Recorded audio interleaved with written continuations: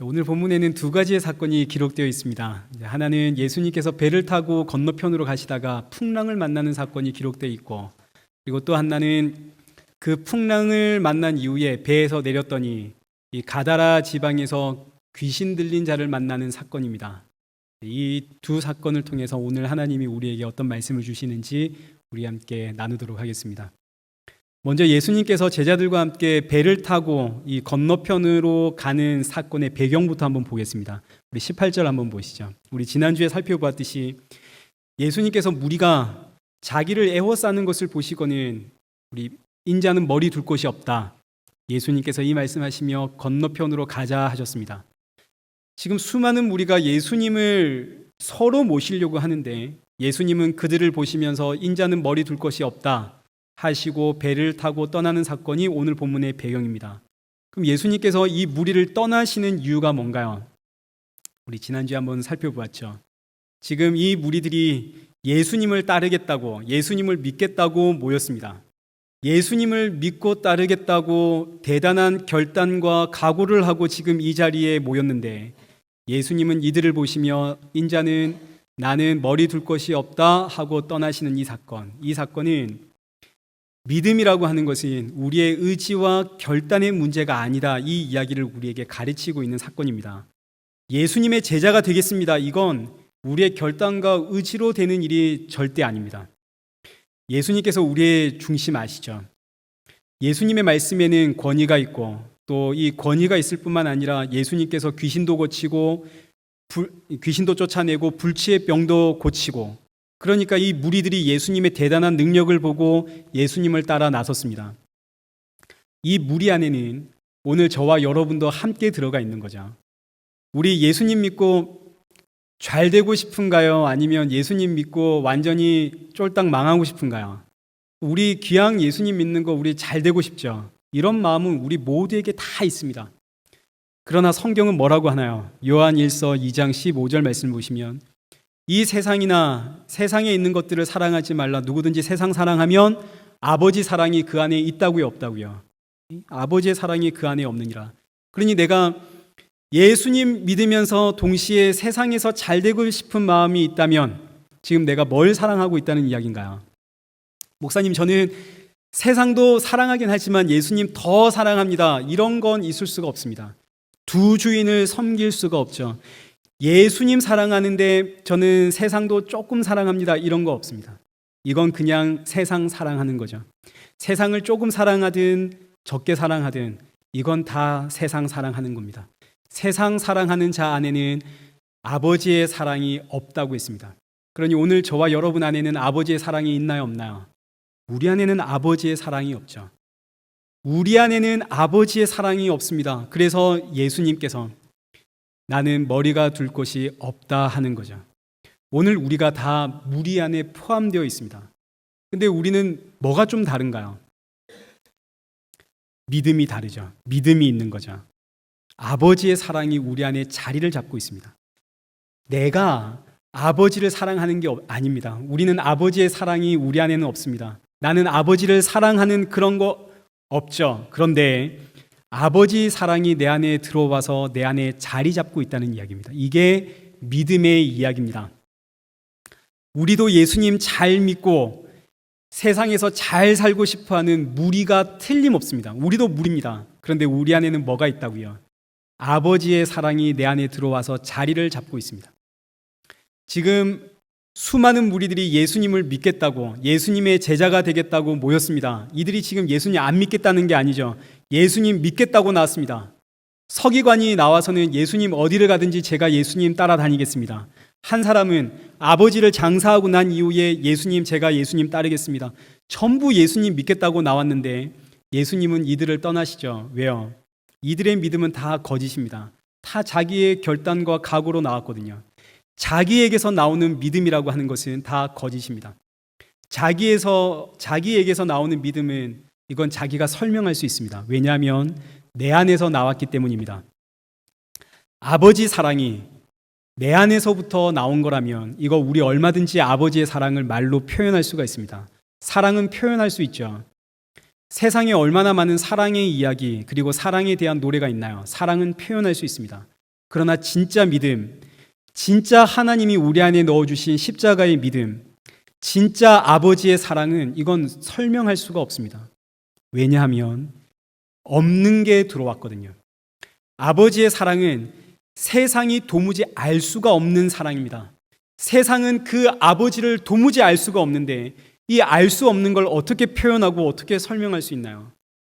그래서 이 알 수 없는 사랑, 이 알 수 없는 믿음, 이게 내 안에 들어와 자리 잡고 있으니 이걸 우리가 기적이라고 하고 신비라고 하는 거죠. 이건 설명할 수가 없으니까요.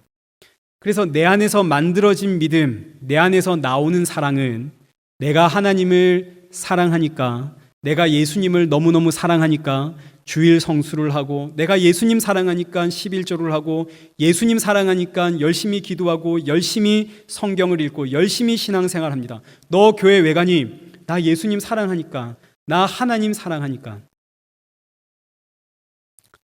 진짜 믿음, 진짜 사랑은 이 믿음과 사랑에 내가 사로잡히는 겁니다. 이 믿음과 사랑이 나를 사로잡아 예배의 자리로 나를 끌고 와 이 예배의 자리를 떠나지 못하도록 하는 것이고, 믿음과 사랑이 나를 사로잡아 기도의 자리로 끌고 오는 것이고, 말씀의 자리에 앉혀 놓는 겁니다. 그래서 믿음이 내 안에 자리를 잡으면 이 믿음의 사람은 교회를 떠날 수가 없죠. 왜냐하면 믿음은 아버지의 사랑이 나로 하여금 예수님의 몸된 교회가 되도록 만들어가는 것이기 때문에, 우리 한 사람 한 사람이 다 예수님의 몸된 교회로 부름을 받았기 때문에 너와 내가 연합하여 한 몸으로 예수님의 몸, 교회로 지어져 가는 것이기 때문에 나 홀로 예배드리고 나 홀로 신앙생활하고 그런 건 있을 수가 없죠.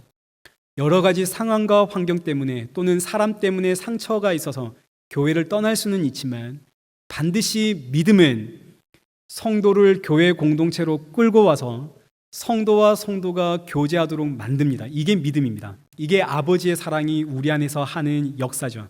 내가 원하는 게 절대 아닙니다. 나는 원하지 않는데 끌려와서 함께 교제를 나누고 한 몸으로 지어져 가는 것. 이제 보시죠. 우리는 전부 물입니다. 우리의 생각과 사고는 세상 사람들과 다를 바가 하나도 없습니다. 무리들도 예수님을 따르겠다고 나왔고 제자들도 예수님을 따르겠다고 나왔습니다. 똑같죠. 그런데 예수님께서 이 무리를 떠나시면서 제자들은 끌고 가십니다. 지금 이 제자들은 사람들에게 환영받는 자리, 사람들에게 대접받는 자리에서 억지로 끌려 나와 배를 타는 거죠. 예수님의 제자들은 사실 무리보다 더 무리 같은 자들입니다. 얼마나 노골적이고 얼마나 속이 보이는 사람들인지 마가복음 10장 35절 말씀을 보시면 예수님의 제자 야고보와 요한이 예수님을 찾아와서 자기들의 소원을 빕니다. 예수님, 주의 영광 중에 우리를 하나는 주의 우편에 하나는 우리를 주의 좌편에 앉혀 주십시오. 당시 사람들이 가지고 있었던 이 메시아 사상은 이스라엘이라고 하는 이 나라를 해방시켜줄, 정치적인 독립을 시켜서 주변 나라를 정복하고 다스리게 해줄 그런 다윗과 같은 메시아를 생각했습니다. 그래서 예수님께서 메시아로 이스라엘의 왕으로 등극하실 때 하나는 주의 우편, 하나는 주의 좌편에 우리를 앉혀 주십시오. 그러니까 이 제자들도 지금 다 예수님 따를 때 뭘 기대하고 따른 건가요? 예수님을 통해서 개국 공신이 되려고, 높은 자리 하나 차지하려고 이거 기대하고 따르는 거죠. 그랬더니 41절에 나머지 10명의 제자들이 듣고 화를 내는 겁니다. 아니, 예수님이 우리를 부르신 순서도 있고 나이가 있고 위아래가 있는데, 예수님을 섬긴 공로가 있는데 어떻게 저렇게 청탁을 하느냐. 나머지 제자들이 화를 내는 거죠. 제자들이 지금 무리와 뭐가 다른가요? 다를 게 하나도 없습니다. 이들의 사고와 상식과 그리고 생각은 무리들과 똑같습니다. 오히려 무리보다 더 무리 같은 자들이죠. 다른 것이 있다면 이들은 끌려갑니다. 왜 끌려가나요? 하나님이 그 안에 뭘 넣어주셔서, 믿음 넣어주셔서. 이들에겐 믿음이라는 게 존재하지 않죠. 하나님의 선물입니다. 오직 은혜로 그들이 알 수도 없고 이해할 수도 없는 믿음 때문에 예수님께서 그들을 끌고 가는 거죠. 근데 문제는 이들 안에 자리 잡고 있는 믿음이 뭔지를 모릅니다. 하나님이 믿음 넣어주셨기 때문에 예수님께 끌려가기는 하는데 뭘 믿고 있는지 이들이 전혀 모르죠. 그래서 예수님이 병자 고쳐주시면 거기에 입이 쩍 벌어지고, 예수님께서 귀신 쫓아내면 거기에 입이 쫙 벌어지고, 그래서 그것 보고 쫓아다니는데 그럴 때마다 예수님 이들 붙잡고, 이 제자들 붙잡고 십자가의 죽음 이야기를 하십니다. 이게 이제 앞으로 계속 살펴볼 마태복음의 패턴입니다. 아주 중요한 이야기죠. 하나님이 오늘 저와 여러분 안에 믿음 넣어주셨습니다. 그런데 이 믿음은, 이 아버지의 사랑은 나에게 없던 겁니다. 이 세상도 알 수 없는, 세상의 지혜와 상식과 지식으로도 도무지 알 수 없는 하나님의 사랑, 믿음. 이 믿음이 내 안에 들어오니까 이게 우리는 뭔지를 알 수가 없습니다. 들어는 왔는데. 그래서 저기서 예수님이 병 고쳐준다 그러면 거기 우하고 쫓아가고, 저기서 귀신 쫓아냈다 그러면 거기 우 쫓아가고, 저기 가면 복 준다 그러니까 거기 쭉 쫓아가고, 이리 가고 저리 가고 목자 없는 양처럼 여기저기를 헤매는 거죠. 분명히 믿음이 내 안에 들어와서 자리는 잡았는데, 영적 갈급함은 있는데 어디를 가야 하나 알 수가 없습니다. 뭘 믿고 있는지 정확하게 알지를 못합니다. 이때 성도는 이 세상에서 풍랑을 만난다 하는 게 오늘 본문의 이야기입니다. 오늘 첫 번째 사건, 배를 타고 만난 풍랑. 배를 타기 전에 예수님께서 무리와 제자를 구분해 내시죠. 이들은 기본적으로 똑같습니다. 생각과 사고와 상식이 다 똑같습니다. 다른 게 있다면 하나님께서 그들 안에 믿음 넣어주셨죠. 그래서 예수님께서 이 제자들을 구분해서 배에 태우시는데, 배를 타고 가자 24절에 바다에 큰 놀이 일어나 배가 물결 위에 덮이게 되었습니다. 근데 예수님 이때 뭐하고 계시나요? 주무시고 계시죠. 제자들이 예수님을 깨웁니다. 예수님, 예수님, 우리가 죽게 되었나이다. 주여, 주여, 우리를 구원하소서. 똑같은 사건을 기록하고 있는 마가복음 4장을 보시면 37절, 큰 광풍이라고 했습니다. 광풍, 미친 바람이라는 뜻이죠. 미친 바람이 부니까 지금 이 예수님의 제자들은 전부 다 대부분이 어부 출신들입니다. 이 갈릴리 바다에서 배를 타고 고기를 잡던 어부들, 갈릴리 바다를 누구보다 잘 아는 이 사람들이 지금 배에서 이 미친 바람을 보니까 견적이 딱 나오는 거죠. 아, 이건 죽는다. 바람이 부니까 저기서부터 파도가 생깁니다. 제자들이 보니까 저 멀리서부터 오는 이 큰 파도는, 저 파도가 와서 우리를 덮치면 우리는 죽는구나. 이거 딱 보고 아는 거죠. 그래서 이 제자들이 누구를 찾는다고요? 배에 눕고 누우신 예수님을 찾는 겁니다. 배의 고물이란 배 뒤편을 이야기합니다. 배 뒤편에서 머리를 베고 누우신 예수님. 그동안에 이 제자들은 예수님 믿고 병이 고쳐지고 귀신이 쫓겨나고 복을 받고, 야, 이런 거 기대하며 예수님 쫓아왔는데 광풍이 부니까, 죽게 되었으니까, 그러니 누구를 찾는다고요? 25절에 예수님, 예수님, 우리를 구원하소서. 예수님, 예수님, 우리를 구원하소서. 지금 예수님은 무리를 보시면서 머리 둘 곳이 없다 하고 떠났습니다. 그런데 배에 올라와서는 예수님께서 머리를 대고 주무시죠. 예수님이 머리를 대신 곳, 예수님이 머리를 대시면 그곳이 성전이고 그것이 교회입니다. 그래서 지금 이 배는 예수님이 머리를 대신 성전이요 교회인데, 이 거룩한 성전, 이 거룩한 교회를 향해 미친 바람이 불고 강한 파도가 치기 시작했다면 이건 지금 누가 허락했기에 일어난 건가요? 이건 예수님이 허락했기 때문에 일어난 일들이죠. 오늘 저와 여러분이 배입니다. 예수님이 머리를 대신 배가 오늘 저와 여러분이죠. 그런데 오늘 우리는 뭘 믿고 살아가고 있나요? 이 자본주의 사회에서는 돈을 믿고 살아가고, 또 이 세상 사랑하며 살아갑니다. 하나님과 재물을 겸하여 섬길 수 없는데 우리는 자꾸 예수님 믿고 내 문제 해결되길 원하고 이 땅에서 잘 살기를 원하죠. 이 세상에서 잘 살길 원하는 것, 이게 세상 사랑하는 것이요, 우리 앞에서 살펴보았듯이 세상을 사랑하면 아버지의 사랑이 그 안에 있을 자리가 없습니다.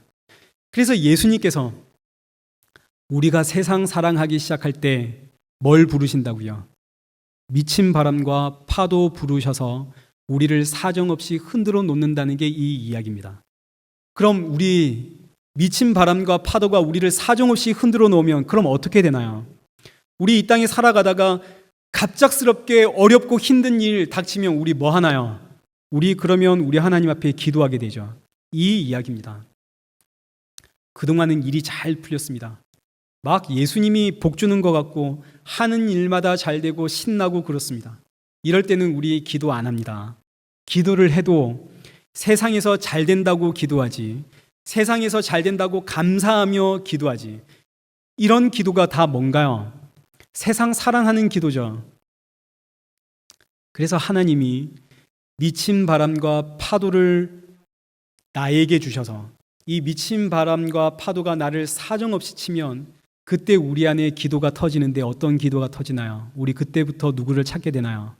십자가에서 날 구원하신 예수님을 찾게 된다는 이야기가 오늘 본문의 이야기죠. 주여 주여 나를 구원하소서. 세상을 사랑했던 나를 회개하며 예수님을 찾습니다. 이 이야기입니다.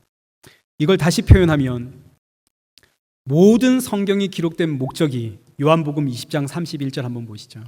오직 이것을 기록함은 너희로 예수께서 하나님의 아들 그리스도이심을 믿게 하려 하며, 성경이 기록된 목적입니다. 예수님이 하나님의 아들입니다. 이걸 믿게 하려고 기록이 되었고 그 이름을 힘입어 생명을 얻게 하려고 모든 성경이 기록되었습니다. 그럼 생명이란 건 무엇입니까? 요한복음 17장 3절에 영생은, 영원한 생명은 곧 유일하신 참 하나님과 그가 보내신 자 예수 그리스도를 아는 것. 하나님과 그의 보내신 자 예수 그리스도를 아는 것, 이게 영원한 생명입니다. 그럼 하나님과 그의 보내신 자 아들을 아는 것, 이게 뭔가요? 이게 십자가 이야기죠. 십자가 사건. 십자가로 내가 너희를 구원하겠다. 그래서 하나님이 그 아들 예수 그리스도를 십자가에 보내심으로 내 백성을 이 썩고 사라질 나라에서 썩지 아니하고 영원할 나라로 구원해 내겠다는 이 이야기, 이게 하나님을 알고 그 보내신 자 예수님을 아는 이야기죠. 그런데 이 백성들이, 이 하나님의 자녀들이 자꾸 이 땅의 것을 사랑합니다. 이 땅의 것 달라 그러고 이 땅의 것 때문에 내 마음이 온통 빼앗기고 세상에서 잘 되면 좋아하고 세상에서 안 되면 힘들어하고 속상해하고, 그럼 하나님께서 이제 어떻게 하신다고요? 광풍을 보낸다는 이야기죠. 미친 바람과 파도를 보내서 나를 사정없이 흔들어 하나님이 누구시고 그의 보내신 자 예수 그리스도가 누구신지를 알게 하겠다는 이야기입니다. 그래서 오늘 본문 26절 보시면 제자들이 두려워서 예수님을 찾을 때 예수님께서 이르시되 어찌하여 무서워하느냐 믿음이 작은 자들아 하시고 바람과 바다를 꾸짖으시니 아주 잔잔하게 되더라.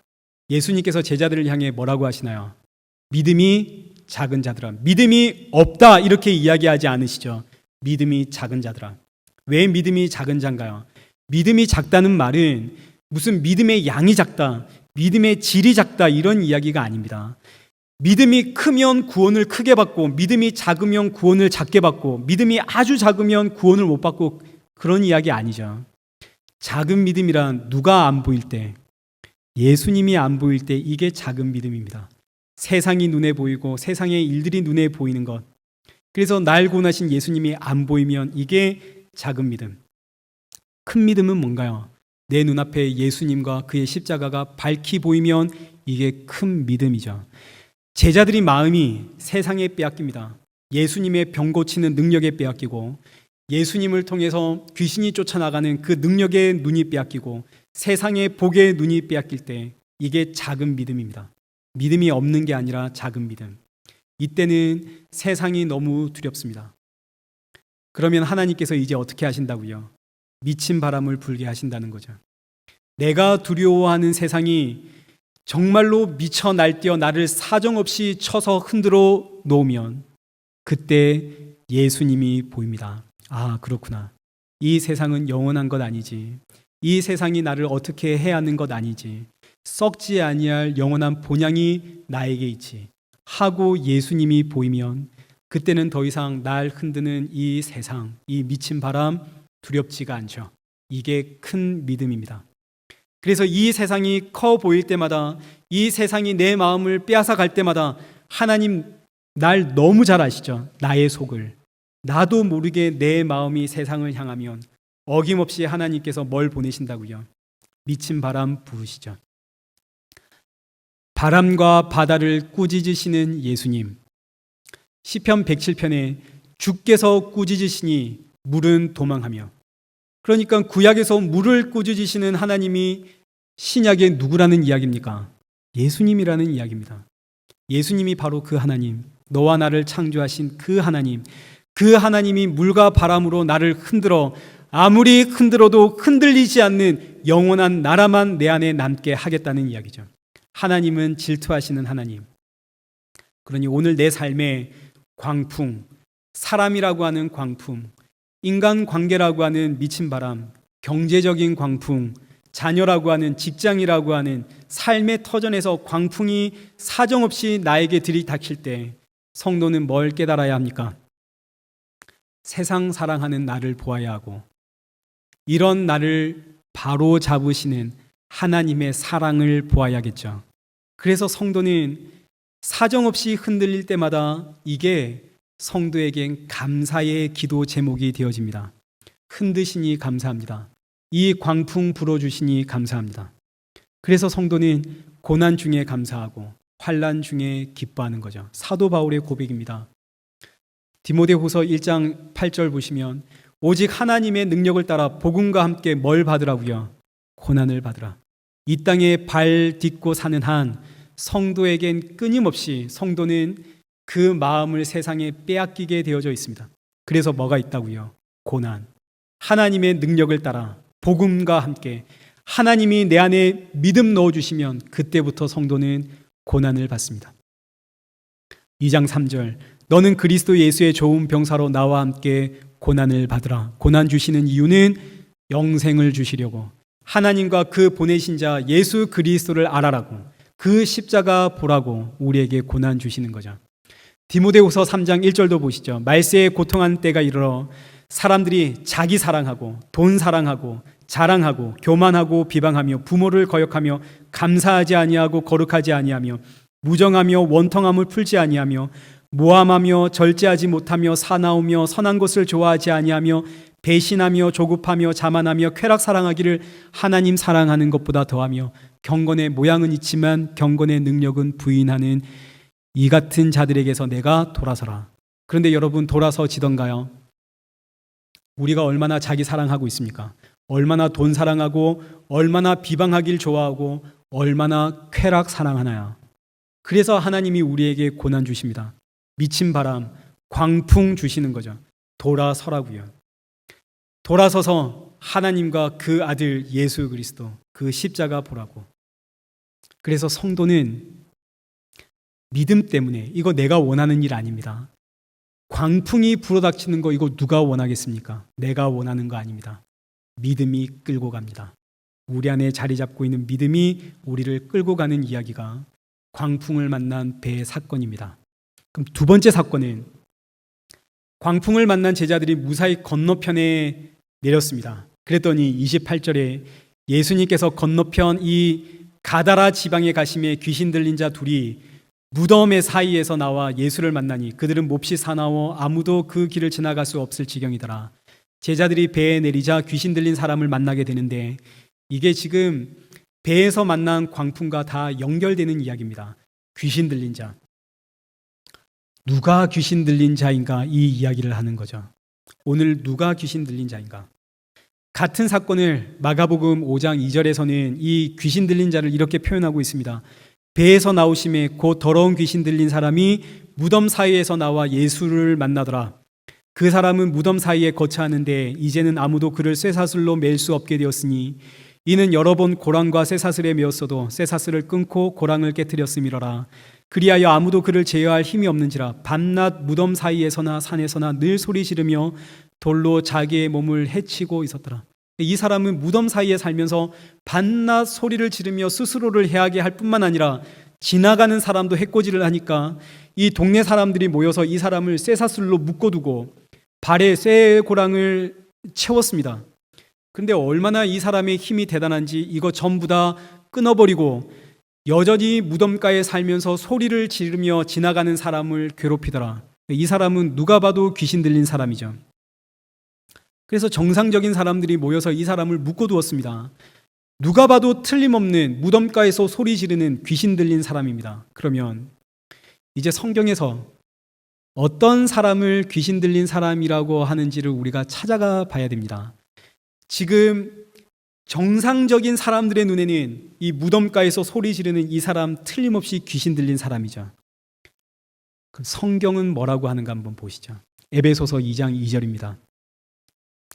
그때 너희는 그 가운데 행하며 이 세상 풍조를 따르고 공중의 권세 잡은 자를 따랐으니, 공중의 권세 잡은 자가 누군가요? 이게 귀신이죠. 다른 말로 마귀 혹은 사탄, 귀신. 그러니 귀신을 따르는 자, 귀신 들린 자, 귀신에 사로잡힌 자는 어떻게 세상을 살아간다고요? 이 세상의 풍조를 따르며 살아가더라. 3절, 전에는 우리도 다 그 가운데서 우리 육체의 욕심을 따라 지내며 육체와 마음에 원하는 것을 하며. 그러니 귀신을 따르는 자, 귀신 들린 자는 어떻게 살아간다고요? 세상의 풍조를 따르고 육체의 욕심과 마음이 원하는 것을 하며 살아가는 사람들이군요. 이들이 귀신 들린 자입니다. 귀신 들린 자 하니까 어감이 좋지가 않죠. 우리는 귀신 들렸다 그러면 무덤가에 살면서 천지분간을 못하고 뛰어댕기면서 눈에 초점이 없고 힘은 장사고 갑자기 발작을 하고 사람들을 덮치고 이런 것들을 우리는 귀신 들린 사람이라고 평가를 하는데, 성경은 어떤 사람을 귀신 들린 사람이라고 표현하냐면 세상의 풍조를 따르고 세상의 유행을 따르고 자기 욕심과 마음에 원하는 대로 살아가는 사람을 귀신 들린 사람이라고 성경은 평가하고 있습니다. 그럼 오늘 이 땅에 귀신 안 들린 사람이 있습니까? 없습니까?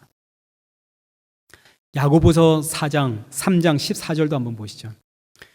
너희 속에 독한 시기와 다툼이 있으면 자랑하지 마라. 진리를 거슬러 거짓말하지 마라. 이러한 지혜는 위로부터 내려온 것이 아니요 땅 위의 것이라. 정욕의 것이라. 누구의 것이라고요? 귀신의 것이니. 귀신의 것이 뭔가요? 시기와 다툼이 귀신의 것입니다. 시기와 다툼이 있는 사람은 뭐 들린 사람인가요? 귀신 들린 사람이죠. 그래서 이어지는 4장 1절, 너희 중에 싸움이 어디로부터, 다툼이 어디로부터냐? 너희 지체 중에서 싸우는 정욕으로 나는 것이 아니냐? 너희는 욕심을 내어도 얻지 못하며 살인하며 시기하여도 능히 취하지 못함으로 다투고 싸우는도다. 너희가 얻지 못함은 구하지 아니하기 때문이요 구하여도 받지 못함은 정욕으로 쓰려고 잘못 구하기 때문이라. 그러니까 지금 귀신 들린 자는 하나님께 기도하는데 뭘 달라고 기도를 하나요? 정욕을 위해 쓰려고 하나님께 기도하는 겁니다. 내가 다른 사람과 경쟁해서 다투기 위해서, 내 자랑을 위해서 상대의 길을 팍 죽여 놓으려고 시기와 다툼을 위해서 하나님 앞에 기도하는 자, 그는 뭐 걸린 사람이라고요? 그건 귀신 들린 사람이라는 이야기죠. 하나님 주십시오. 하나님 보셨죠? 제가 얼마나 억울한 일 당한지 하나님 보셨죠? 저 사람이 저에게 어떻게 행했는지 하나님 보셨죠? 저 보란 듯이 잘되게 해 주셔서 저 사람들의 길을 팍 꺾어 주십시오. 하나님 나에게 이런 일들 일어나게 하셔서 저 사람들 깜짝 놀라게 해 주십시오. 하나님 저 사람들에게 다 갚아 주십시오. 이런 건 전부 뭐라고요? 그건 전부 다 귀신 들린 마음이고 귀신 들린 자의 기도입니다. 그래서 4절, 가늠한 여인들아 세상과 벗된 것이 하나님과 원수됨을 알지 못하느냐? 세상과 벗되려고 하는 것, 보란듯이 세상에서 성공해서 사람들에게 보여주고 싶은 것, 이거 전부 하나님과 원수된 일이요. 교회 와서 세상 달라고 기도하고 있으면 이게 가늠한 일이요. 귀신 들렸다는 이야기죠. 그럼 오늘 나는 어떤 사람인가요? 오늘 나는 보니까 귀신 들린 사람이 틀림없죠. 제가 우리 한국에서 지금 집사님 오셨는데 집사님 만나자마자 제가 제일 먼저 뭐라고 했는지 아십니까? 집사님 사업은 잘 되십니까? 그랬습니다. 그래서 제가 뭐 들린 사람인가요? 귀신 들린 사람이죠.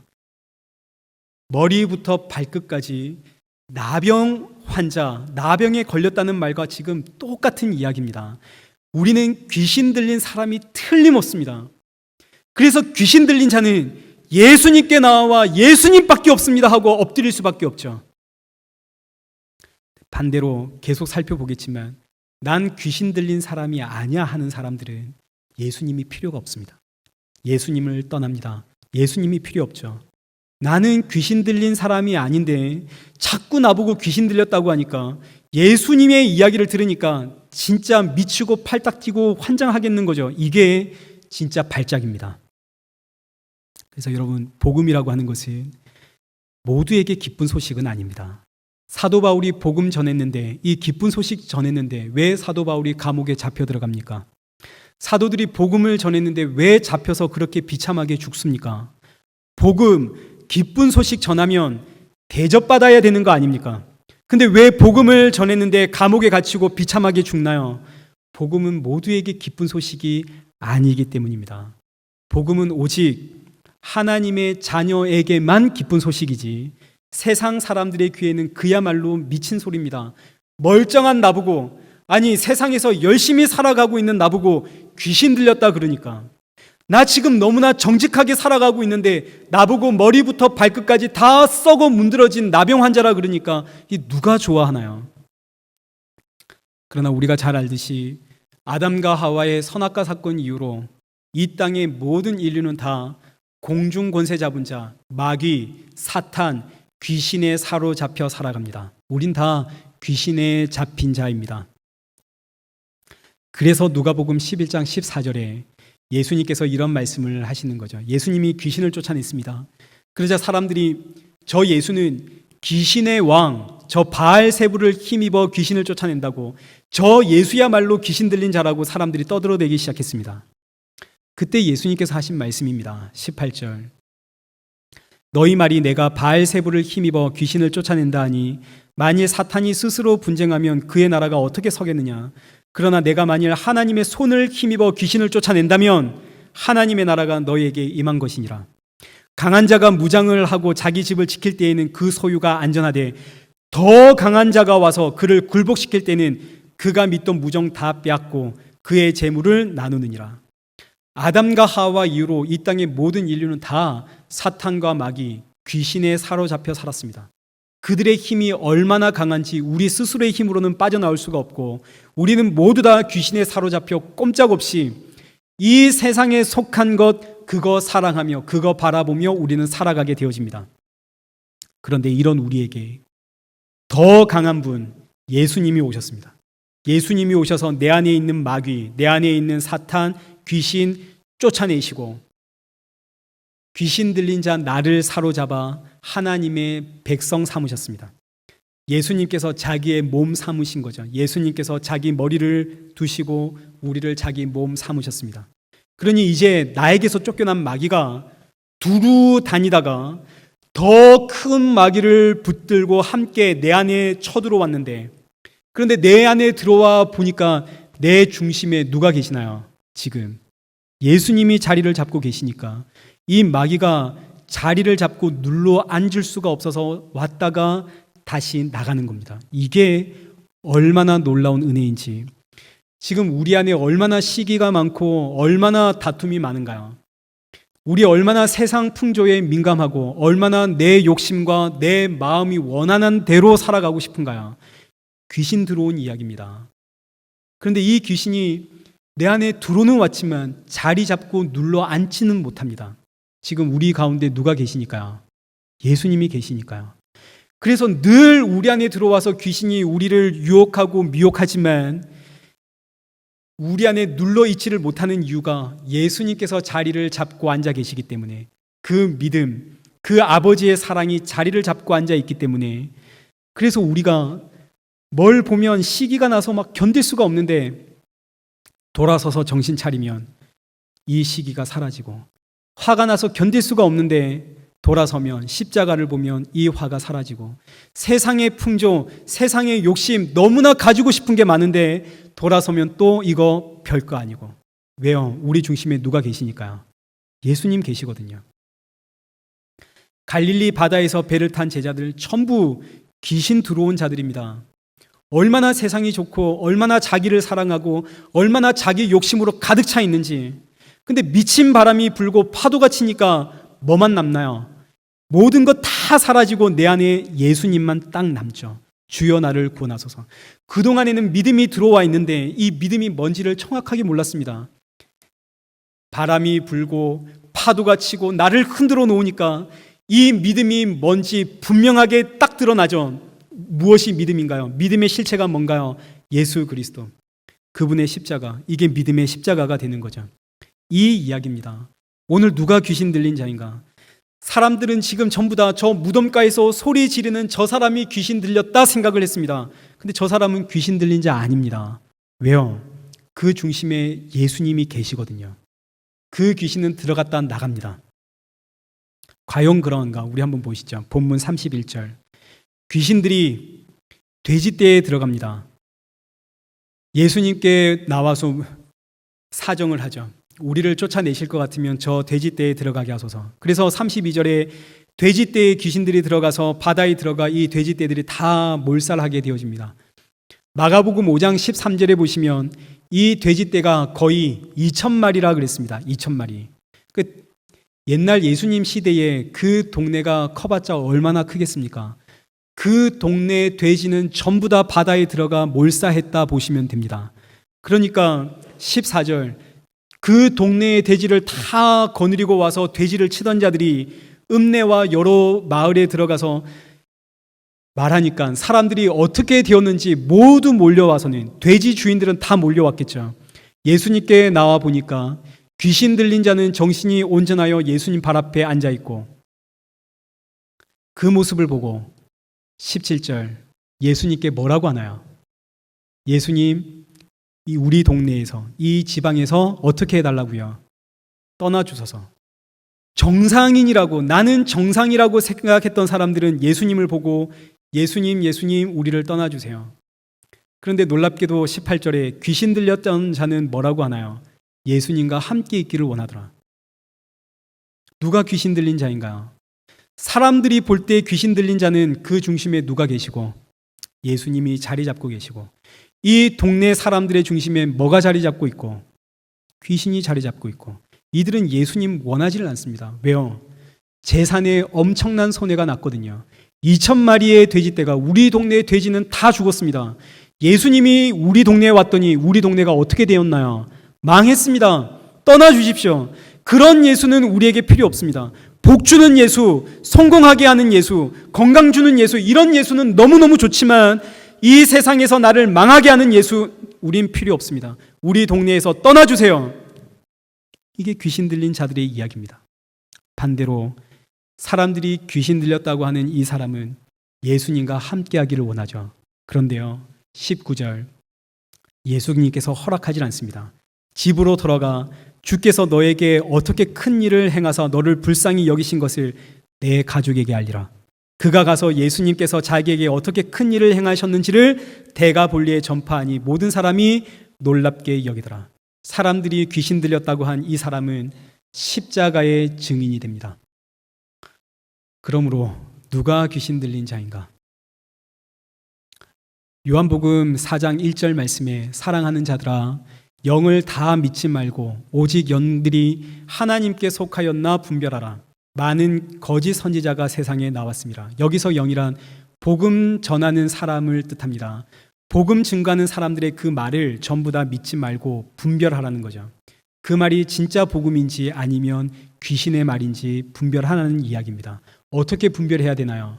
5절, 그들은 세상에 속한 거로 세상에 속한 말을 하며 세상이 그들의 말을 듣느니라. 그래서 귀신 들린 자는 세상에 속한 말을 하고 복음 전하는 자는 십자가를 이야기하게 됩니다. 십자가를 믿었더니 부자가 되었습니다. 예수님을 믿었더니 성공하게 되었습니다. 이건 귀신 들린 자의 말입니다. 왜요? 세상에 속한 이야기를 하거든요. 그런데 여기에 아멘 하는 사람들은 그들 역시 귀신 들렸기 때문이죠. 세상의 말을 하니까 알아듣는 겁니다. 성공하든 실패하든 부자가 되었든 가난한 자가 되었든 여러분, 그게 중요한 것이 아닙니다. 십자가의 예수 그리스도, 그분이 나의 주와 그리스도가 되십니다. 이게 복음이죠.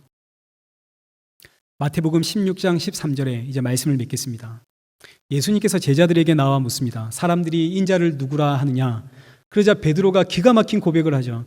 주는 그리스도시요 살아계신 하나님의 아들이니이다. 얼마나 대답을 기가 막히게 잘했는지 18절에 예수님께서 베드로에게 축복을 하시는데 너의 그 반석 위에 내가 교회를 세우겠다. 내가 너에게 천국 열쇠를 주겠다. 엄청난 칭찬을 하셨습니다. 그리고 나서 바로 예수님께서 십자가의 이야기를 하십니다. 21절 내가 많은 고난을 받고 십자가의 죽음을 당할 것이다. 그러자 곧바로 베드로가 22절에 예수님 붙잡고 항변하여 이르되 주여 그리하지 마옵소서. 이 일이 결코 주께 미치지 아니하리이다. 베드로가 예수님 붙잡고 말리는 거죠. 십자가로 가면 안 됩니다. 십자가의 죽음은 저주의 상징입니다. 세상이 볼 때 십자가는 저주의 상징이고 실패의 상징입니다. 그래서 베드로가 안 됩니다. 예수님 십자가는 안 됩니다. 이게 세상에 속한 이야기입니다. 세상에 속한 이야기는 성공해야 됩니다. 이 세상에서 성공해야 되죠. 실패해도 괜찮습니다. 그러나 실패해도 과정이 좋았다는 이야기는 들어야 됩니다. 내 자존심이 상하면 안 된다는 이야기죠. 근데 십자가는 과정도 없고 완전한 실패를 이야기합니다. 처절하게 내 자존심이 완전히 무너지는 게 십자가의 이야기입니다. 그러니 베드로가 예수님 십자가는 안 됩니다. 십자가는 안 됩니다. 그러자 23절 예수님께서 베드로에게 뭐라고 하시나요? 사탄아 물러가라. 지금 베드로 안에 뭐가 들어왔다고요? 귀신이 들어왔죠. 귀신 들렸다는 이야기입니다. 너는 나를 넘어지게 하는 자로다. 네가 하나님의 일을 생각하지 아니하고 사람의 일을 생각하는구나. 너는 세상의 일만 생각하는구나. 귀신아 물러가라. 근데 놀랍게도 이 베드로의 중심에 누가 계시나요? 예수님이 자리 잡고 계시죠. 베드로의 의지와 결단으로 예수님을 자기 중심에 붙들고 있는 게 아닙니다. 예수님이 쳐들어오셔서 강제로 예수님께서 베드로 안에 자리 잡고 앉으신 거죠. 그래서 귀신이 끊임없이 베드로를 찾아와서 유혹하지만, 그래서 이 베드로가 십자가 앞에서 예수님을 3번이나 부인하고 저주까지 하지만 이 베드로의 중심에 여전히 누가 자리 잡고 계시기에? 예수님이 자리 잡고 계시기에, 그 하나님의 사랑, 그 믿음이 자리 잡고 계시기에 베드로가 그렇게, 귀신이 그렇게 베드로를 유혹해도 베드로를 넘어뜨리질 못하고 베드로는 마침내 십자가의 증인이 되더라. 이것이 오늘 저와 여러분의 이야기입니다. 우리의 인생이 어떻게 되어지는지에 대한 이야기죠. 우리가 하루에도 얼마나 여러 번, 수십 번, 아니 셀 수도 없을 만큼 귀신에 사로잡히나요? 하루에도 수없이 시기가 나오고 다툼이 나오고 질투가 나오고 세상의 풍조가 어떠한지를 찾아보고 내 마음의 욕심, 내가 원하는 거 그거 이루고 싶고, 하루에도 얼마나 많이 귀신이 내 안에 들어갔다 나왔다 하는지. 그런데 이런 내 안에 누가 계시나요? 예수님이 계시죠. 내가 지금 예수님 붙잡고 있는 게 아닙니다. 예수님이 들어오셔서 안 나가는 거죠. 나를 딱 붙잡고 계십니다. 내 중심에 계십니다. 이게 믿음이죠. 이 믿음 때문에, 이 하나님의 사랑, 이 예수님 때문에 귀신이 수도 없이 내 안에 들어왔다 나가지만 내 안에 자리 잡지를 못하고 나를 넘어뜨리지 못하고 마침내 내 안에 자리 잡고 있는 이 믿음이 나를 예수 그리스도의 십자가의 증인으로 만들어내는 이야기. 이를 위해 때를 따라 주께서 미친 바람을 보내시고 파도를 보내셔서 나를 연단시키는 이야기. 그래서 세상과 나는 간 곳 없고 구속하신 주만 보이도다. 이렇게 가는 것이 우리 성도의 인생입니다. 이런 인생이 너무나 복된 인생으로 내 눈앞에 보이고, 이런 인생이 너무나 사모되어지는 그런 저와 여러분 되시길 축원합니다.